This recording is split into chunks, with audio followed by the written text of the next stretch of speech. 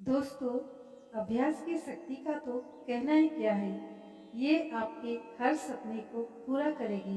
अभ्यास बहुत ज़रूरी है, चाहे वो खेल में हो या पढ़ाई में या किसी और चीज़ में। बिना अभ्यास के आप सफल नहीं हो सकते हो। अगर आप बिना अभ्यास के केवल किस्मत के भरोसे बैठे रहोगे, तो आखिर में आपको पछतावे के सिवा और कुछ हाथ नहीं लगेगा। इसलिए अभ्यास के साथ धैर्य, परिश्रम और लगन रखकर आप अपनी मंजिल को पाने के लिए जुट जाए। नमस्कार दोस्तों, स्वागत है आपको गौतम बुद्ध की इस कहानी में। आज की कहानी अभ्यास का महत्व। प्राचीन समय में विद्यार्थी गुरुकुल में रहकर ही पढ़ा करते थे। बच्चे को शिक्षा ग्रहण करने के लिए गुरुकुल में भेजा जाता था। बच्चे गुरुकुल में गुरु के सानिध्य में आश्रम की देखभाल किया करते थे और अध्ययन भी किया करते थे।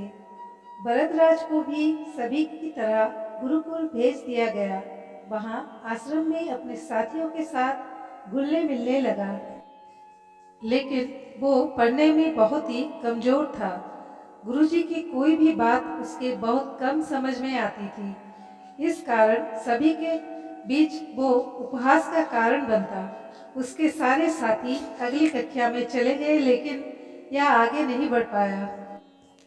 गुरुजी ने भी आखिर हार मानकर उसे बोला, बेटा भरद्वाज, मैंने सारे प्रयास करके देख लिए हैं। अब यही उचित होगा कि तुम यहाँ अपना समय बर्बाद मत करो।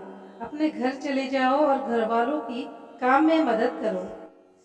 भरद्वाज ने भी सोचा कि शायद विद्या मेरी किस्मत में नहीं है, और भारी मन से गुरुकुल से घर के लिए निकल गया। दोपहर का समय था। रास्ते में उसे प्यास लगने लगी।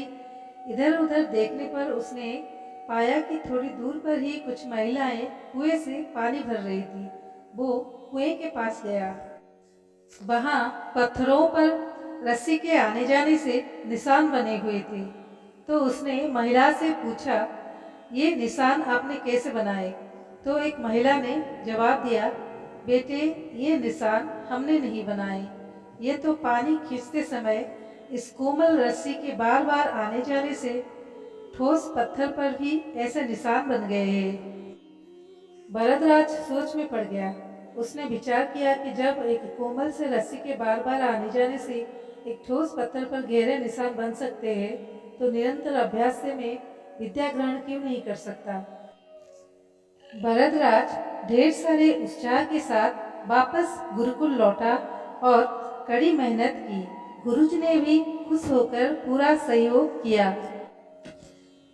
कुछ ही सालों बाद यही मंदबुद्धि बालक भरद्वाज आगे चलकर संस्कृत व्याकरण का महान विद्वान बना, जिसने लघु सिद्धांत कौमुदी, मध्य सिद्धांत कौमुदी, सरल सिद्धांत कौमुदी, गोवर्णा पद्मचारी का रचना की। तो दोस्तों, कैसी लगी हमारी आज की कहानी? कमेंट के माध्यम से बताइए। अच्छी लगी हो तो अपने दोस्तों के साथ जरूर शेयर कीजिए। धन्यवाद।